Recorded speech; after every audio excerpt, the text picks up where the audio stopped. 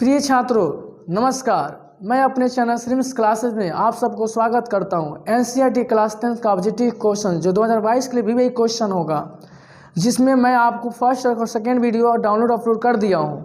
और आप क्या करेंगे उसको पहले देखेंगे, तब आप लघु क्वेश्चन और दीर्घ क्वेश्चन जो मैं बनाऊंगा उसको देखेंगे। मैं प्रयास करता हूं कि पूरा का पूरा कंप्लीट कर दें, और जहां तक हो सकता है मैं बनाऊंगा, लेकिन आप लोग इस वीडियो को छोड़ कर ना जाए, क्योंकि आपका लगातार वीडियो मैं डालूंगा, क्योंकि सेकंड फर्स्ट में डाल चुका हूं और अब थर्ड देखेंगे कि आपका मतलब कैसा क्वेश्चन हो। पहला क्वेश्चन जो मैं बोल रहा हूं, ये आपका पहला क्वेश्चन है, सिद्ध करें कि 5 + √3 एक अपरिमेय संख्या है। यहाँ मैं क्वेश्चन भी लिख देता हूँ, लिखा गया है सिद्ध करें कि 5 + √3 एक अपरिमेय संख्या है, एक अपरिमेय संख्या है। ठीक है, अब ये देखेंगे कि आपका अपरिमेय संख्या कैसे, इसका सॉल्यूशन कैसे किया जाएगा। ठीक है, तो इसके लिए हम लोग को उल्टा लेकर चलना पड़ता है, मतलब अपरिमेय सिद्ध करना तो परिमेय लेकर चलेंगे और शर्त को लाकर दिखाएंगे कि क्या वाकई में परिमेय संख्या आ रहा है। यदि वो परिमेय संख्या आ गया तब तो मेरा ये कथन गलत होगा, अगर नहीं आया तो ये राइट हो जाएगा कि हाँ ये अपरिमेय संख्या ये है। तो देखेंगे माने परिमेय संख्या है, देखेंगे कैसे। तो इसके लिए एक लाइन मानना होगा, माना कि 5 + √3 एक परिमेय संख्या है, एक परिमेय संख्या है। जब मैं इसको परिमेय संख्या मान लिया हूँ तो यहाँ हम क्या लिख सकते हैं कि P और Q एक पूर्णांक होगा, पूर्णांक है, सॉरी पूर्णांक है, और Q ≠ 0। तो देखेंगे आप 5 + √3, जब इसको हम परिमेय संख्या माने तो P/Q लिख सकते हैं, बाटा के रूप में हम दिखा सकते हैं। अब हम ये कह सकते हैं √3 यहीं पर रहेगा, P/Q +5 इधर माइनस हो जाएगा।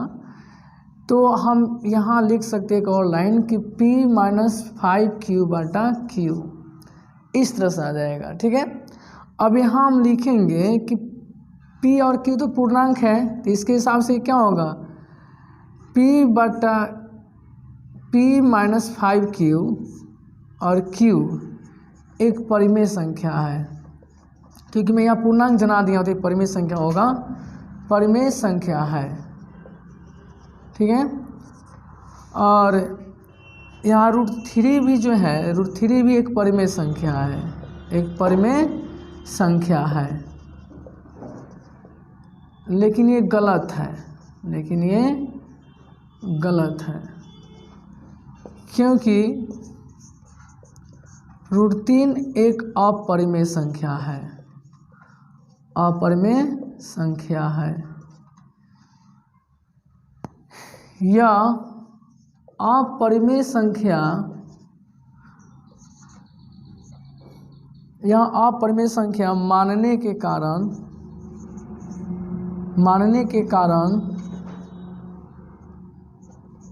ऐसे, या परिमेय संख्या मानने के कारण प्राप्त हुआ है। अतः 5 + √3 एक अपरिमेय संख्या है, एक अपरिमेय संख्या है। इस तरह से आपका 5 + √3 सिद्ध हुआ। अगर दोस्तों या मेरे प्रिय छात्रों, अगर जो स्टूडेंट देख रहे होंगे, अगर ये समझ नहीं आया होगा तो ज़रूर आप कमेंट में लिखिए कि मुझे समझ में नहीं आया, तो इसका मैं सेपरेट वीडियो फिर से बना दूंगा। ठीक है, मैं अगले क्वेश्चन 2 नंबर चलता हूँ, थोड़ा ध्यान से देखेंगे। तो दूसरा क्वेश्चन देखेंगे, यूक्लिड के विभाजन एल्गोरिथम का प्रयोग करके 231 और 396 का मसा निकालना है। ठीक है, फिर ये छात्रों देखेंगे कि यूक्लिड एक गणितज्ञ थे, जिन्होंने एक अजीब सा तरीका के माध्यम से बताया कि इस तरह से भी मसा निकाला जा सकता है। वहीं हम यूक्लिड लिखेंगे, यूक्लिड विभाजन क्या था, एल्गोरिथम, यूक्लिड विभाजन एल्गोरिथम से ए बराबर होता है बी क्यू प्लस आर, जहाँ 0 से 12 या बराबर आर से बड़ा बी। ए का मतलब होता है भाज्य, बी का मतलब होता है भाजक, क्यू का मतलब भागफल और आर का मतलब शेषफल होता है का। तो अब यहाँ ए का मतलब होता है कि जिसमें हम भाग देते हैं, तो 396 है, जिससे हम भाग देते हैं वो 231 है, और गुना हम कितना बार गुना करेंगे कि 396 आ जाएगा, तो हम 1 से गुना करेंगे कि 2 से गुना तो ज़्यादा हो जाएगा, तो 2 से 31 में अगर 1 से गुना करते 2 से 31 ही आएगा, तो 396 से 2 से 31 घटाएंगे तो कितना आएगा, 6 में से घटेगा 5 आएगा, 9 में से 3 घटे 6 आएगा, 3 में से 2 घटेगा 1 आएगा, 165 आया, जो कि आर के बराबर नहीं हुआ। अगर यदि आर के बराबर मिल जाएगा तो वहीं मेरा एचसीएफ बन जाएगा ये वाला, ठीक है ना, भाजक। तो फिर 2 से 31 में हम 165 से गुना करेंगे, तो कौ बार हम गुना करेंगे 2 से 31 के बराबर आएगा या उससे छोटा आएगा, तो यहाँ बराबर नहीं आ रहा है 2 बार में 3 बार करने पर, क्योंकि बहुत ज़्यादा हो जाएगा। तो 165 को हम एक ही बार गुना करेंगे या 1 लिखेंगे, तो इसमें देखेंगे घटाने पर क्या आएगा। तो यहाँ घटाऊँगा तो देखिए 11 में से 5 घटे 6 आएगा, 12 में से 6 घटे 6 आएगा, 66 आएगा, ये भी 66, आर के बराबर 0 नहीं मिला, तो यहाँ पर क्या लिखेगा 165, यहाँ लिखेगा 66, 66 का दुगुना हो जाएगा। अब घटाएंगे तो 5 2 3 आएगा, 6 में से 5 में से 66 दूना कितना होता है, यानी 6 दूना 12, 6 12 13, 132 आएगा, 5 2 3 आएगा, 6 3 3 आएगा, 33 आएगा, यानी यहाँ भी आर नॉट इक्वल टू 0 मिला। तो यहाँ 66 लिखेंगे, 33 गुना 2 करेंगे और यहाँ 0 मिल गया, आर नॉट इक्वल टू 0। अब सर आर बराबर 0, इसलिए एचसीएफ मिल गया किसका, 396 और 231 का एचसीएफ हो गया। ये वाला आंसर राइट होगा, क्योंकि यहाँ पे रिमाइंडर आपका 0 आ गया है। इस तरह से आपका ये क्वेश्चन क्लियर हुआ कि आपका ये जो इक्विवेलेंट परिमेयिका था जिनके द्वारा बनाया गया था, ये इस तरह से बताए थे, ये कंप्लीट हुआ। ठीक है, नेक्स्ट तीसरा क्वेश्चन देखेंगे। ठीक है, तीसरा क्वेश्चन कह रहा है द्विघात बहुपद x² प्लस 11x प्लस 30 के शून्यकों को ज्ञात करना है। ठीक है, तो यहाँ शून्य निकालना है तो हम डायरेक्ट लिखेंगे शून्य के लिए, और जब शून्य के लिए लिख दीजिएगा तो यहाँ हमारा जो बहुपद x² प्लस 11x प्लस 30 है बराबर 0 हो जाएगा। अब हम 30 को ऐसा 2 भाग तोड़ेंगे जिसको जोड़ने पर 11 आ जाना चाहिए। ठीक है, तो हम देख रहे हैं 30 का 2 भाग क्या हो सकता है। ठीक है ना, तो यहाँ पर गुणनखंड तोड़ सकते हैं। ठीक है ना, अब 2 से तोड़ेंगे तो 15 आएगा, 3 से तोड़ेंगे तो 5 आएगा। ठीक है, अब देखिए 3 दूना 6 हुआ, 1 5 हुआ, 6 5 30। इस तरह से हम कह सकते हैं कि 6x और 5x हो जाएगा, 6 5 11, 6 5 30 भी हो जाना है। इस तरह से आप रफ भी कर सकते थे। अब इन दोनों में देखिए सेम एक जैसा क्या है, x मिल रहा है, x कॉमन करेंगे तो 6 आएगा, ये 5 कॉमन करेंगे तो x प्लस 6 आएगा। ठीक है, अब यहाँ x प्लस 5 मैंने अंदर वाला एक बार लिखा था, हम बाहर वाला लिख दिया, अंदर वाला भी एक बार लिख दिया जैसे, यानी हम कह सकते हैं x प्लस 5 बराबर 0 और x प्लस 6 बराबर क्या होता है 0, यानी x का मान हो गया -5 और x बराबर -6, और तो लिखेंगे 2 शून्य क्या होगा, 2 शून्यक -5 एवं -6 हुआ। इस तरह से आपका ये क्वेश्चन क्लियर हुआ। एक और तरीका से मैं बताऊंगा जो सबसे शॉर्ट होगा, इसका डायरेक्ट शून्य निकालना है। तो देखिए दोस्तों 30 को ऐसा 2 भाग तो जैसे जोड़ने पर 11 जाए, तो देखिए गुणनखंड का ये होगा आपका 6 5 30, जोड़ने पर 30 जोड़ने पर 11 गुना कर 30 आ गया, तो ये हुआ गुणनखंड का। जैसे कि यहाँ गुणनखंड आया हो ना, इसका हुआ, तो हमारा शून्य का क्या होगा, शून्य का होगा, इसको जो दोनों है ना माइनस लगा देंगे, हो गया आंसर। प्लस होगा तो माइनस, जो माइनस होगा उसको प्लस, जो प्लस होगा माइनस, ऐसे करेंगे बन जाएगा। ये सबसे शॉर्ट है जो कि मैं आपको ऑब्जेक्टिव क्वेश्चन में ऐसा क्वेश्चन का सॉल्यूशन करता हूँ। ठीक है, नेक्स्ट क्वेश्चन देखेंगे। देखिए प्यारे छात्रों, चौथा क्वेश्चन बहुत लाजवाब क्वेश्चन है। जो ये एक क्वेश्चन यदि एग्जाम में आ जाए तो बच्चे लोग को बड़ी परेशानी होती है, समझ ही नहीं आता है इसको बनाएंगे कैसे। तो चलिए दोस्तों मैं आपका ये क्लियर कर देता हूँ, और ऐसा क्वेश्चन मैं शॉर्ट वीडियो बना के भी डाला हूँ, आप उसमें भी जाकर देख सकते हैं। इसको p बाई क्यू के रूप में मतलब परिमेय संख्या के रूप में कन्वर्ट करना है। तो देखिए प्यारे दोस्तों, इसका परिमेय संख्या माने p बाई क्यू का रूप क्या होगा, पूरी जो ये 0.12 है पुनरावृत्ति 2 पर है तो टोटली संख्या उतार देंगे, ठीक है, और माइनस दे दीजिए। ऊपर जो अंडरलाइन है उससे पहले क्या होगा, 0.1 है बिना पुनरावृत्ति वाला, टोटल घटा देंगे, तो हम दशमलव नहीं देंगे पर ऐसे ही। अब नीचे जो होगा बाटा के नीचे दशमलव के बाद का काम होगा, तो दशमलव बाद में आपका 2 अंक दिख रहा है ना, तो 10 के पावर 2 हो जाएगा। और दशमलव के बाद पुनरावृत्ति से पहले कौ अंक दिख रहा है, 1 हो, तो 10 के पावर 1 हो जाएगा।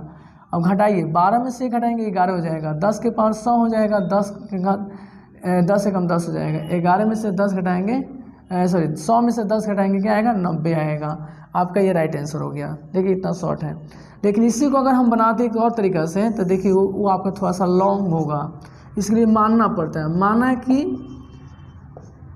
x बराबर 0.12 अंडरलाइन है, तो हम 0.122 डॉट कर सकते हैं, ठीक है ना। अब क्या करेंगे, दोनों तरफ 100 से गुना करने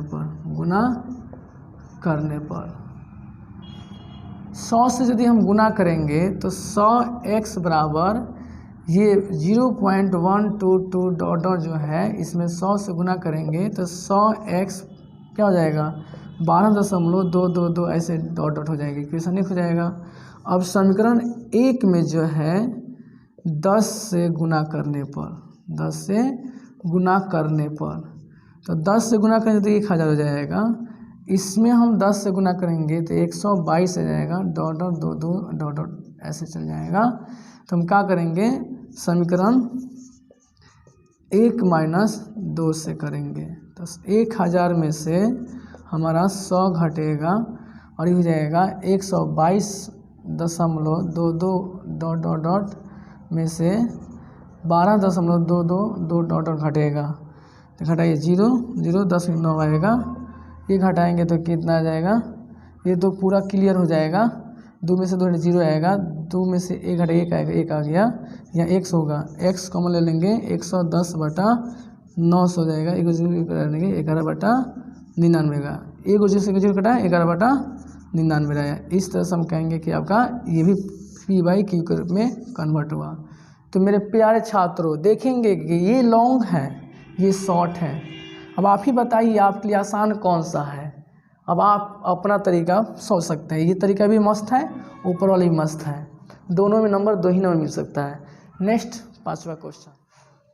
पांचवा क्वेश्चन है, यदि बहुपद x² minus ax plus a minus 1 का एक गुणनखंड x माइनस a है तो a का मान ज्ञात करना है।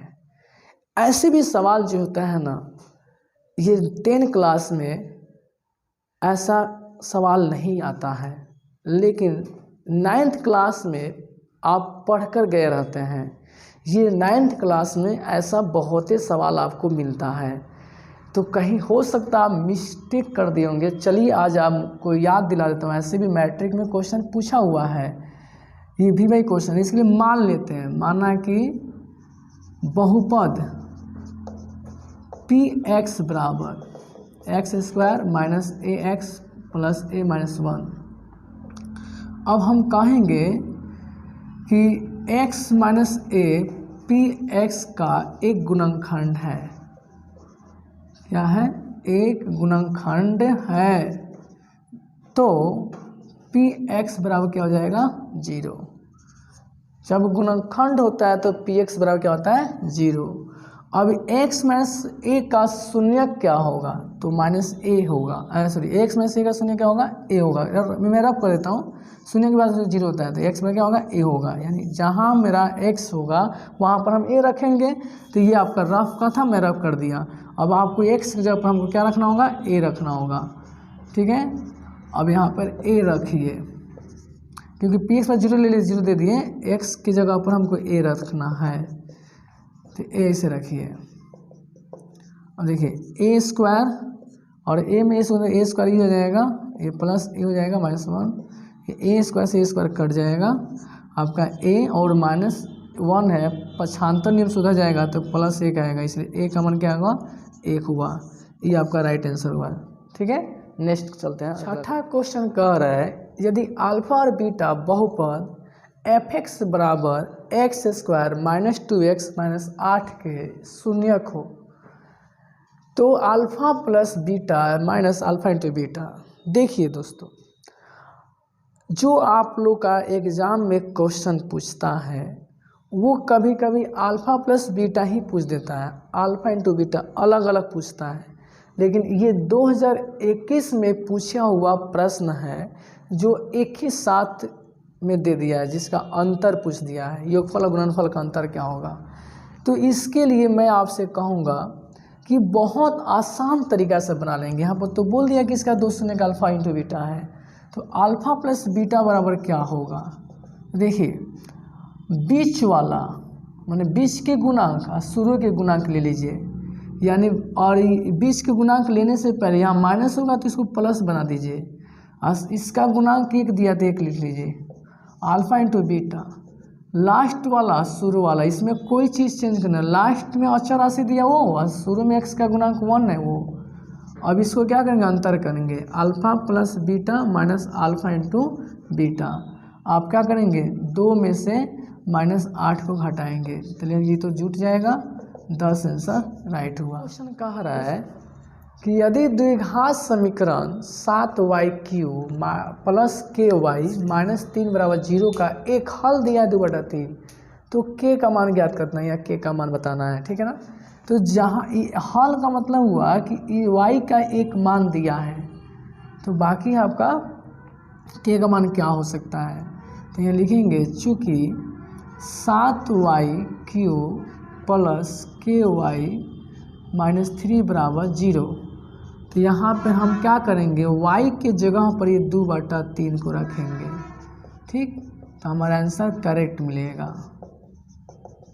देखिए 7 2 का 3 बार होता है, 2 का घात की 3 है तो ये 8 हो जाएगा, 3 का घात 3 बार 27 हो जाएगा, प्लस 2/3 के -3 बराबर 0, 8 सते 56/27 प्लस 2/3 के और ये -3 बराबर 0। अब देखिए इस ये जो है 2/3 के यहीं पर रहेगा, ये 3 उधर जाएगा, पक्षांतर नियम से तो प्लस हो जाएगा, ये इधर आएगा तो माइनस हो जाएगा। अब यहाँ से हम क्या करेंगे, बाटा के घटाव बनाएंगे। 27 तरीका होता है 81, बाटा घटाव इसके हर में कुछ नहीं होता तो दूसरे के हर से गुना जाता है, और हम यहाँ पर ऐसे लिख देंगे, 6 में से 1 घटेगा 5 आएगा, सॉरी 27 तरीका 81 होता है, 11 में से 6 घटेगा 5 आएगा, 7 में से 5 घटे 2 आएगा बटा 27। अब हम देखेंगे 2/3 के बराबर 25/27 आया, 3 9 27 के बराबर होगा 25/9 18। इस तरह से हम कह सकते हैं कि क्या होगा 25/18, पूर्णांक तो देखो पूर्णांक 7/18 हो जाएगा। ये आपका राइट आंसर। 8वां क्वेश्चन कह रहा है द्विघात समीकरण 3x² -4√x + 4/0 के मूलों की प्रकृति बताना है।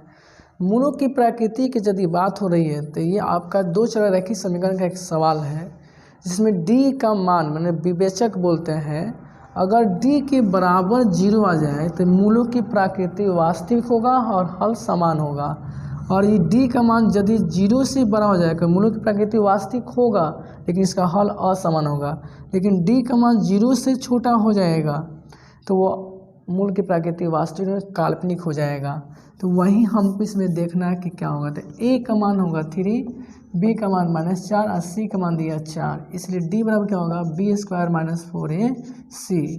तो हम b के जगह पर रखेंगे -4 और 4 के 4, a का मान आपका 3 है, c का मान 4 है, ये वर्ग 16 हो जाएगा, माइनस प्लस हो जाता है, 4 का बाद 16, ये माइनस प्लस हो जाएगा, 4 3 12 गुना 4 यानी 16, 12 चौका 48, घटाएंगे तो क्या होगा -32 आएगा, जो कि हम देख रहा हूँ ये 0 से क्या है छोटा हो गया, 0 से छोटा हो गया। तो लिखेंगे मूलों की प्रकृति, मूलों की प्रकृति वास्तविक नहीं है, वास्तविक नहीं है अर्थात आभासी है, काल्पनिक है। ठीक है। नौवां क्वेश्चन कह रहा है 2 अंकों वाली कितनी संख्या 3 से विभाज्य है। ये आपका सवाल एपी से लिया गया है। तो 2 अंक की संख्या कहाँ से शुरू होती है पहले ये पता होना चाहिए ना। तो देखिए 2 अंकों की जो संख्या है, 2 अंकों की संख्या है 10 से शुरू होती है। कहाँ से शुरू होती है? 10, 11, 12 ऐसे डॉट डॉट डॉट डॉट 99 तक।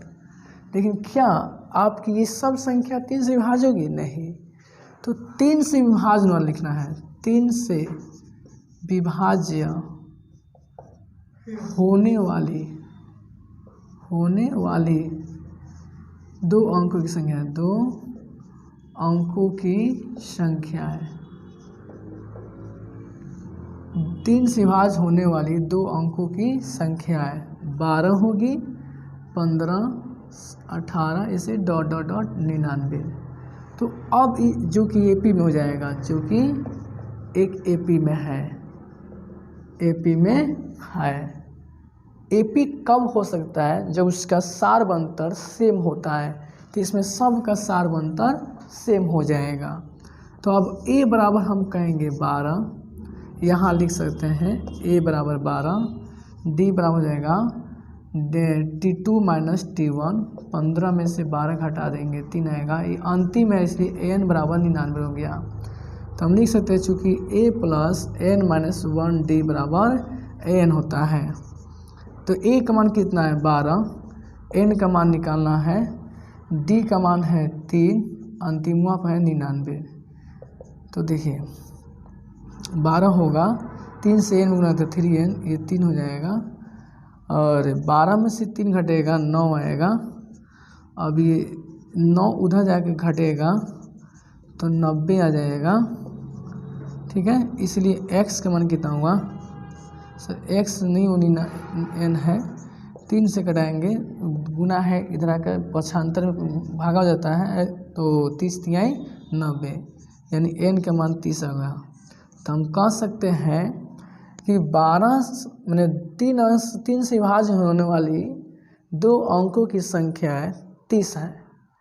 तो ये तो आपका एक सूत्र मेथड से मैंने बताया, जो कि आपकी बुक में यही तरीका से पढ़ने को कहता है। लेकिन हम कहते हैं कि आपकी एग्ज़ाम में ये कौन नंबर पूछता है? मात्र 2 नंबर पूछता है। तो इसके लॉन्ग टाइम थोड़ी खींचेंगे, शॉर्ट में बनाएंगे। तो ये पूरा ना बनाकर हम शॉर्ट में इतना ही मैं बता रहा हूँ। देख लीजिए दोस्तों, हम ये डायरेक्ट लिखेंगे 2 अंक की संख्या है तो शुरू होती है 10 से, लेकिन 3 से विभाज्य कहाँ से होती है? तो डायरेक्ट एपी बन जाएगा। जो 3 से विभाजन वाली 12 होगी, 2 अंक की संख्या, 3 से विभाजन वाली 2 अंक की संख्या है 12 से होगी, 12, 15 ऐसे डॉट डॉट आपका 99 हो जाएगा। तो अब हमको n बताना है, तो अंतिम में से पहला पद घटा दीजिए, जितना सार बनता उतना से भाग दीजिए, 1 जोड़ दीजिए। तो 9 में से 2 घटेगा 7 आएगा, 9 में से 87 हुआ, 3 से घटाएंगे 29 आएगा, 29 में जोड़ दें 30 आएगा। तो ये आपका सबसे शॉर्ट हो गया। तो मैं उम्मीद करता हूँ कि भी आपको समझ में आ रहा होगा। तो आप ज़रूर से ज़रूर कोशिश कीजिएगा कि ऐसा ही क्वेश्चन बनाने के लिए, ठीक है ना। नेक्स्ट आप लोग आगे देखेंगे। 10वां क्वेश्चन देखेंगे, cot square 45 degree plus cosec square 30 degree minus sine square 90 degree plus sec square 60 degree मान बताना है। तो ये तभी संभव हो सकता है विद्यार्थियों से जब इसका मान याद होगा। तो हम कुछ मान याद करने का भी तरीका बताता हूँ। कॉट 45 के मान जो होगा tan 45 के मान के बराबर होगा। कहीं दोस्तों tan 45 का मान ही याद होगा तो वहीं cot 45 का भी मान हो जाएगा। तो अगर नहीं याद है तो आप एक बार जरूर इसे देखिए, क्योंकि ये आपके एग्ज़ाम में बहुत टॉप सवाल है। ऐसा 100% एक सवाल आएगा, ऐसा मैं बोला हूँ, यही नहीं बोला हूँ। तो 100% एक आता है तो आपको देखना तो पड़ेगा। तो cot 45 के मान 1 होता है, ये स्क्वायर हो गया। कॉसेक 30 का मान जो होगा वो सेक 30 के मान के बराबर होगा। सेक 60 के मान के बराबर होगा। तो हमको कॉसेक 30 का मान जो है कॉसेक 60 के मान बराबर होता है। तो कॉसेक 60 का मान कितना होता है ये कोई नहीं याद है तो भी दिक्कत नहीं है बाबू। यहाँ कॉसेक मैं देखता हूँ ये साइन का उल्टा है, तो साइन 30 के मान सबसे नॉर्मल है। जो साइन 30 के मान होगा वो कॉस 60 के मान बराबर होगा, और वही कॉसेक जो है कॉस 60 के मान के बराबर है। तो क्या होगा, सेक के मान के बराबर है, तो कॉसेक 30 के मान जो होगा साइन 60 के मान के उल्टा है। तो साइन 60 के मान 1/30 है, तो इसको क्या करेंगे, सीधा कर देंगे, 2 के स्क्वायर हो जाएगा। बहुत तरीक़े से बना सकते हैं। हमने इसका भी एक और अजीब बताऊँ, कॉसेक जो 30 के मान है उससे 60 के मान का होगा। सेक 60 किसका उल्टा है, कॉस 60 का उल्टा है। अब कॉस 60 मान 1/2 होता है, सेक 60 आया उसका मान 2 हो जाएगा, इसके बराबर करेंगे। और ना तो आपको डायरेक्ट याद है कॉसेक 30 का मान 2 होता है तो 2 भर दीजिए। साइन 90 का मान नॉर्मल है 1 होता है। सेक 60 लिखा है तो कॉसेक 30 के मान बराबर होगा। देखिए सेक 60 जो है वो कॉसेक 30 के मान के बराबर होगा, तो यहाँ पर भी वही लिखाएगा। और 1 + 2 का वर्ग 4, 1 और 2 का वर्ग 4, 4 4 8 1 9, 9 में से घटेगा 8। ये तो आंसर क्लियर हो गया। लेकिन एक दोस्तों मन में आपके सवाल आया होगा कि सर अभी ना आप बोले सेक 60 के मान जो है कॉसेक 30 के मान के बराबर हुआ, कैसे हुआ। तो हम एक बात बताते हैं, हम पूरा कोण आप मैंने क्लास में पढ़ाते हैं लोग, पूरा कोण पर आधारित तब बताई जाती है साइन ए का मान बराबर होगा कॉस बी के। कब, जब ए बराबर बी होगा, जैसे ए + बी का मान 90 डिग्री होगा तब। तो जितना ये होगा उसके ये बराबर होगा। तो साइन में अगर 60 होगा तो कॉस 30 के मान के बराबर होगा, क्योंकि 60 और 30 जोड़ने पर 90 आ जाता है, इसलिए इसका मान जो होगा इसका मान भी वही होगा। इसी तरह से हमने कॉसेक में भी याद करते हैं लोग। कॉसेक मान लीजिए जो 30 होगा वो सेक 60 के मान के बराबर होगा, ये है। इसी रूल का फॉलो करके ये बनाया गया है। तो दोस्तों मैं आपका 10 क्वेश्चन क्लियर किया। अगर आपको समझ में आता है तो इसको जरूर सब्सक्राइब कीजिए और अपने दोस्तों में शेयर कीजिए ताकि वो भी ना मिस्टेक कर पाए। और आप ज़रूर कमेंट में लिख कर बताइए कि आपका ये वीडियो कैसे लगा।